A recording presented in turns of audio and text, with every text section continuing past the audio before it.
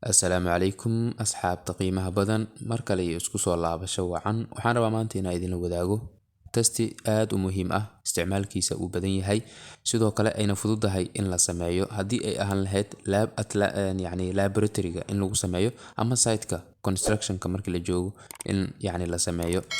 Slam test waxaan rabnaa inaan ogaano horta kow muxuu yahay. What is slam test? Magacyo badan uu yeelan karaa. Concrete slam test, slam cone test waa la dhihi karaa.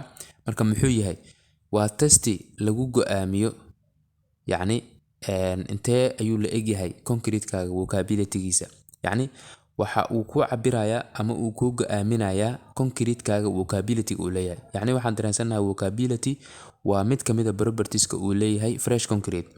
Vocability-kaaga marka inaa ogaato ayaa markasta muhiim ah markii la joogo fresh concrete. Okay, vocability marka maxay tahay? Vocability inaan isla fahanno waa.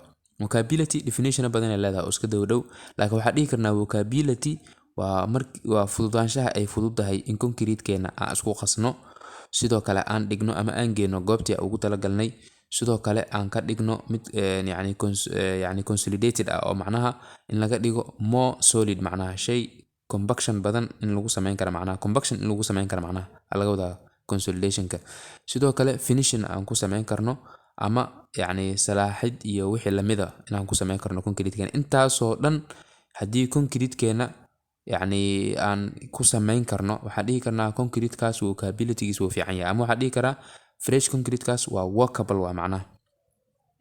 Marka waxaa kaloo lagu dhahay haddii mixiga aad isticmaalaysid ay adag tahay inaad placing ku sameyso sidoo kalena consolidation aad ku sameyso waxay arintaas ayada ah oo dhibka ah ay sare kor u qaadaysaa costigii shaygan kaaga bixi lahaa macnaha haddii shaygii oo dareernimadiisii dhib badan tahay sidoo kale compaction in lagu sameeyo adag tahay waxaa meeshaas ku galaya kharash fara badan inaa gasha ay noqonaysaa sidoo kale concrete-kaagana waxay u horseedaysaa in strength-kiisa ama awoodiisii ay yaraato sidoo kale cumrigiisa oo lagala jeedo durability-gana sidoo kale way saameynayaan iyo appearance-ga. Waxaa lagu dhahaa marka testiga slam testiga oo la dhaho sidoo kale wuxuu noo cadeynaa cillado ka jiri kara mixigaaga macnaha isku qaski aa haysatay ama shirkad ha soo sameyso ama manually ha loo sameeyo cillado mixigaas ku jira ayaa laga heli karaa meeshaas. Okay, marka kuwaasoo marka qofka operator-ka ah ama ka shaqeynayo fursad u siinayo in uu maxaa la dhahay uu kala reebo mixigii intuusan isticmaalin inuu bedelo ama ugu yaraan uu celiyo macnaha siteka intaan lagu shubin macnaha. Sidoo kale waxaan rabnaa inaan ogaano maxaa loo isticmaalaa concrete slam test maxaa loo isticmaalaa.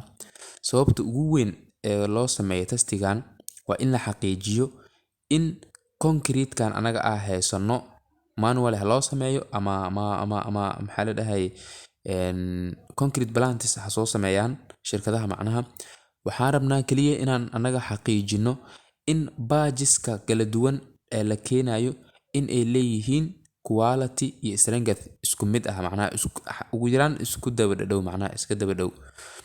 Badge hadaa maqashana wax kale maaha waa process-ka loo cabirayo ingredients-ka uu ka kooban yahay concrete-kaaga la iskuna qasayo intaasaa la badge la macnaha biyahoodii wixii concrete-ka oo dhan markii la qaso hal badge ku noqona macnaha badge-ka kalena intii in lamida oo ingredients ama ka badan la sameyn kartaa. Marka waxaan rabnaa anaga badges kala duwan oo shub anaga u baahan karno inaan xaqiijino in quality-gooda iyo strength-kooda uu joogto ahaado oo macnaha calal aqal uu iska daba dhawaado. Waxaa lagu dhahaa marka the more water is added to a mix markastoo biyo badan lagu daro concrete-kaaga ama mixiga isticmaalaysid wuxuu daciifinaa concrete-kaaga. Marka haddii waxaa lagu dhahay qofka customer-ka ama macaamilka ah uu u baahan yahay inuu helo higher vocability concrete leh higher vocability waxaa u baahanaa marka maadaama qofka customer-ka saas u baahan yahay waxaa annagana ku qasbannahay in aan siyaadino cement content macnaha mixigeena contentiga ama qaybta cementiga ee anaga aan ku dareyno inaan badino si aan u xaqiijino concrete-keena in uu helo target-ka target strength-ka anaga aan raadinayno strength-ka anaga aan u raadinayno oo higher vocability inuu yeesho ayaan darteed u sameynaynaa in aan cement content-ga siyaadino. So marka waxaa lagu dhahaa meesha marka this test is just one one of the ways we ensure the quality of our concrete. Marka waa mid kamid ah oo aan ku ogaan karno ama aan ku xaqiijin karno quality-ga uu leeyahay concrete-keena. Water-kana waxaa lagu dhahay concrete-ka ma looga maarmo, biyo la'aan ma shaqeynayo, laakiin waxaa la rabaa excessive water-ka inaad iska ilaaliso sababtoo ah concrete-ka iyo strength-kiisa iyo durability-giisa aad uu saameyn ugu yeelana. Meeshaan sidoo kale waxaa dhigay sawir yacni standard conka macnaha iyo mid kale waxaa jiro oo ka yar asaga cabiradooda meeshaas ka arki kartaa, laakiin anaga midaa jiro waa isticmaali doono videoga dhammaadkiisa insha Allah oo test caadi oo yani site construction aan ku sameynayno.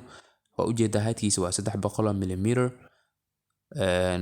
diameterka kore koonka qaybtiisa sare diameterka wuxuu noo yahay 100 mm, qaybta hoose oo weyn ayadana waxaa 200 mm. Okay, marka waxaan rabaa marka main test procedure-ka inaan soo khulaaseeno. haddaan dhahno bit by bit u raacina xoogaa uu dheeraana, laakiin muhiimada aan ka raacno. Stepka koowaad waxaa waaye koonkaagii soo qaado. Marka koowaad waxaa sameysaa in concrete meeshaan ku shubaysaa inaa 4 layer oo kale u sameysa macnaha. Tusaale ahaan 4 rubac ka kala dhig macnaha height-kaaga fiiri 1/4 ku dhufo macnaha height-kaaga 4 meelood meelba markaa buuxiso 25 jeer waxaa qabsanaya birtan tembin rod-ka lahayo 25 jeer garaacay. waa ujeedaa stepka labaad waa layerki kale layerki labaad aan marina. Stepka saddexaad layerka saddexaad waaye. Stepka afraadna waa layerki ugu koreeyay. intaas markay marayna marka stepka ku xiga wuxuu noqonaa inaan yacni aan siibno koonka shayga la dhaho. koonka markaa bixino step 6 marka fiiri maxaa sameynaa measurement yaa sameynaa. ereyga marka islaam la dhahayo wax kale ma laga wado. koonkaagi markii aad shubtay oo aad ka bixinaysid specimen-ka waxa la dhaho ama sambalka hadda anaga isticmaaloono oo geeska midigta ah naga jiro iyo surface-ka ugu koreeya oo koonkeena inta u dhaxeyso ayaa waxaa la dhahaa islaam ku dhaca macnaha concrete-keena. qiimaha kugu soo bixi doonana waxaa u naqaanaa islaam value. marka concrete-kaaga maadaama hadda uu degay waxaan leenahay islaam macnaha ayuu noqonaa concrete-ka. sidoo kale marka stepka ugu dambeeya marka waxaa inaad cabirato oo ogaato inta difference-aha uu yahay macnaha. adoo marka cabirkan waxaa ka soo qaadanaya ku xisaabtam cabirka waxaa ka soo qaadanaya tembin rod-ka shayga la dhahayo meeshiisa hoose, the bottom surface of the tembin rod iyo top surface of the specimen. intaas inta u dhaxeedo ayaa la rabaa inaad cabirato oo note gareysato meel dhigato. islaam marka aan sameeyno kadib result isaa soo baxayo. resultigiisa marka afartan midkood noqonaa inuu noqdo true, zero, collapse iyo shear inuu noqdo. true marka maxaa laga wadaa? true marka waxaa laga wadaa si general ah concrete-keena volume uu ku jira macnaha oo koon ku jiray. markaa bixinayna marka concrete-keena waxaa dareensanahay inuu culays leeyahay ama mass uu leeyahay. masskaas wuu degaa marka drop ku dhacay yacni, laakiin waa degaa laakiin degitaan oo waxaa waaye kala bixitaan iyo wax lamida uusan ku jirin in la ifahmaa rajeynaa. markan waana test results-ka loo baahan yahay. true-ga midka ah anaga u baahannahay aan la macaamili karnaa. zero markuu yahay maxaa laga wadaa? zero islaam waa macnaha wax degitaan maba jiraanba. macnaheedu marka maxaa laga wadaa? concrete-kii maintains the shape of the mold. moldiga waxaa shayga qaabeeyaha ah oo koonkii ahay, maadaama shayga qaabeeyaha waxaa waaye elementiga lagu shubo oo shape-ka uu leeyahay oo kale u yeelaa. marka concrete-kii wuxuu isla yeelanaa exact shape oo moldiga uu lahay, waxba iskama bedelaa, wax ku nusqaamayna ma laha. marka nooca concrete-kaas oo kale ah waa too stiff, waa aad u ka kenya macna stiffness-kiisa fiican.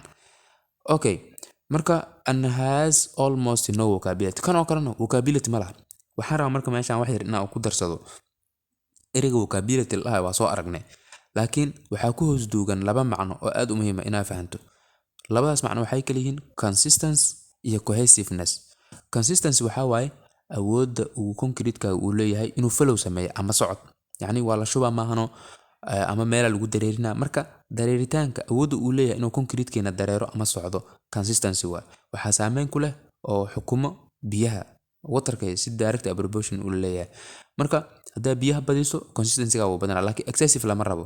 hadduu excessive noqdo dhib uu keenaa. hadduu excessive noqdo qaabkan kale soo socdo oo collapse-ga dhacay. marka waxaan rabaa marka ereyga kale inaan u laabto. consistency waa la ila fahmay.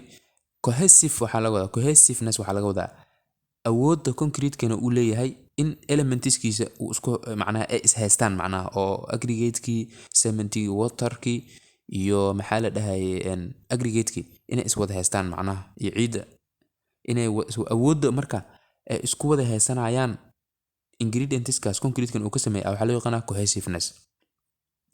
nooca saddexaad ee test resultska soo bixi kara waxaa kamid ah collapse inuu noqdo. Collapse waa fahmi kartaa, waa totally inuu si caadi macnaha u wada daato macnaha. tan oo kalena wuxuu ku tusinaya, waa calaamad ku tusinayoo ku dhahay that the mix is too wet. biyaha laga badiyey, too much water haddaa isticmaasho waxaa kugu dhacaya in concrete-kaagii uusan awood u lahayn inuu isceliyo, macnaha cohesive-ka ka lume, cohesiveness tilmaamta ahayd ka luntay, marka caadi u dumaa macnaha ma taagnaan karo. waxaa kaloo kuu soo haray test resultiga ugu dambeeya waxaa waa shear. shear isagana maxaa waaye dhinac ka mid ah dhinaca oo yacni specimen-keena ayaa waxaa ku dhacayo shear ama in isdhaaf uu ka imaado, macnaha wuu isdhaafaa. macnaha shearka waxaa la lahaa yacni laba force oo yacni isdhaafayo macnaha different directions ah. marka hadda meeshaan ujeedaa koonkeeni markii la saaray specimen-keena waa ujeedaa dhinaca wuxuu sameynaa sliding, macnaha way isdhaafaa dhacaya, marka dhinacna hoos u dagaa, dhinacna wuu taagnaanaa. marka sliding-kaas dhacay waxaa loo yaqaanaa shear loo yaqaanaa. asagana marka wuxuuna tusinaa this is an indication that the concrete lacks cohesion, macnaha asagana ishaysigaa ka maqan. consistency-giis waa fiican yahay laakiin waxaa ka maqan ishaysigii. hadduu ishaysan lahay wuu taagnaa lahay.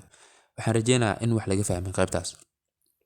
waxaa rabaa marka test resultskaaga anaga waxaa ku base gareynaynaa mid ka ah true oo ah kan ugu horeeyo aan macnaha ku base gareynaynaa. marka adiga markaa cabirka saarto ama measurementiga aad saarto intaana iska fiirina, macnaha nooca concrete-ka isticmaalaysid kulli adaa yaqaan. heavy mass construction hadduu jiro yacni waa dhismooyinka aadka u waaweyn oo yacni concrete badan ama concrete mass badan uu gelayo. sidoo kale pavementska waa taqaanaa, waa wadooyinka waaye. bridge deck waa taqaanaa, waa slabka macnaha loo sameeyo buundada. beam and slab waa taqaanaa. okay, column iyo retaining wall. sidoo kale waxaa ugu dambeeya vibrated concrete, waa concrete kan oo hawada laga soo saaro, macnaha vibration lagu soo sameeyey. marka inta wuxuu kugu qoray ranjiga slabka oo millimeter ahaan 25 up to 50 waa marka midka koowaad oo heavy mass construction markuu yahay. pavementiga waa 20 up to 30. bridge deck markuu yahayna waa 25 up to 75. beam and slab markaa kaadina waa 50 up to 100. okay, markuu yahay column-ka iyo retaining wallskana waa 75 up to 150 waa. vibrated concrete markuu yahayna 12 up to 25. marka ranjiga adiga measurementiga markaa saarto kuley data kuu soo baxayso. datada kuu soo baxday intaana ku fiirina ranjigee adig ku jirtaa, adoo u fiirina weliba concrete-ka adin type-ka adiga isticmaalaysid, case-ka aad joogtid, isticmaalka ay ku xiran tahay. meeshaan aan ka qaadanay marka waxaa rabaa marka inaan testi aan ku sameynay maxaa la dhahay islam testiga oo weliba construction site anagoo joogna aan sameyna. aan rabaa inaan idinla wadaago insha Allah, asagana la socda.